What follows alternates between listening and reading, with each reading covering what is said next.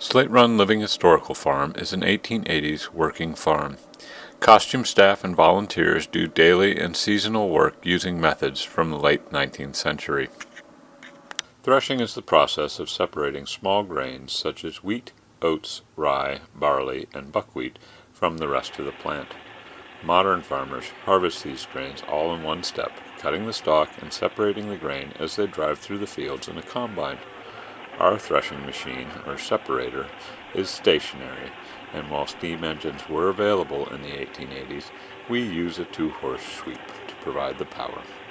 The horses walk in a circle, turning a set of gears that transmits their power to a tumble rod. Each time the horses make one lap, the tumble rod turns 29 times. The tumble rod is connected to a speeding jack, which multiplies the revolutions 5 times. The speeding jack transmits this power to the threshing machine using a wide, heavy belt. The stalks of grain were brought in from the field in small bundles or sheaves and piled next to the threshing machine. When all the sheaves had been brought in, the threshing process could start. Each sheaf is fed into the machine and the seeds are beaten free from the stalk and seed covering or chaff by a rotating cylinder with stout teeth. As the material moves through the machine, the large pieces are separated from the smaller ones by the first set of screens.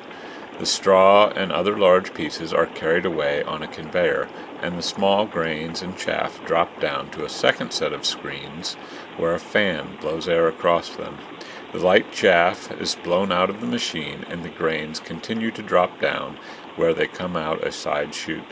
These clean grains can be ground into flour, sold for profit, used as animal feed, or planted to produce another crop.